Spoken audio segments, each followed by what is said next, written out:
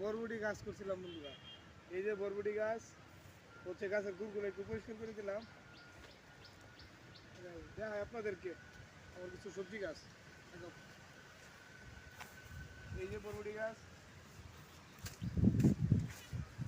আসলে কি পরিশ্রম না করলে কোনো কিছু হয় না, পরিশ্রম করতে হয়। তার জন্য এই যে দেখেন, পরিশ্রম করলে এরকম গাছ হয়, ভালো ভালো সবজি গাছ। মানে যে সবজি গাছগুলো করা হলো বরবটি, নিজেও খাওয়া যাবে, উপরন্ত হলে বিক্রিও করা যাবে।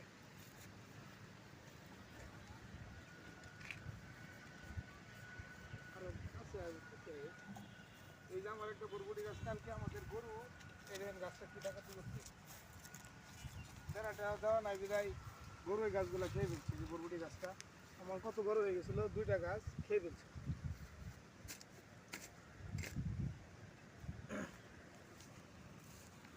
এই যে মেন কথা হচ্ছে আপনাদেরকে যেটা দেখাবো, আমার ডালিম গাছ। এই দেখেন ডালিম গাছ, প্রত্যেকটা ডালিম গাছে আল্লাহর রহমত। এই যে দেখেন কত বড় বড়, একটু কাছতে দেখা যাচ্ছে, এটা কত বড় বড় ডালিম হয়েছে। সব কয়টাতেই ডালিম আসছে। এই যে দেখেন,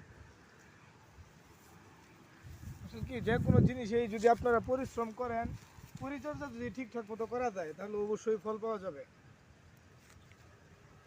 এই দেখেন প্রত্যেকটা গাছেই এই দেখেন কত বড় হয়ে গেছে।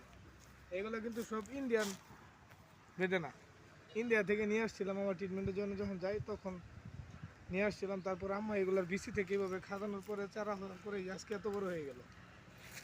আরেকটা গাছ এই যে দেখেন, এটার মধ্যে তো দেখে সবাই অবশ্যই আলহামদুলিল্লাহ বলে যাবেন। এই দেখেন, এই দেখেন, এই দেখেন,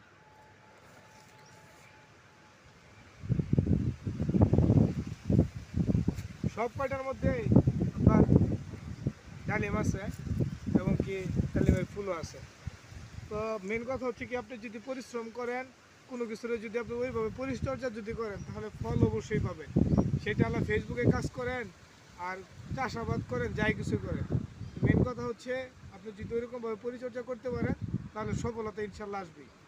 সবাই ভালো থাকবেন।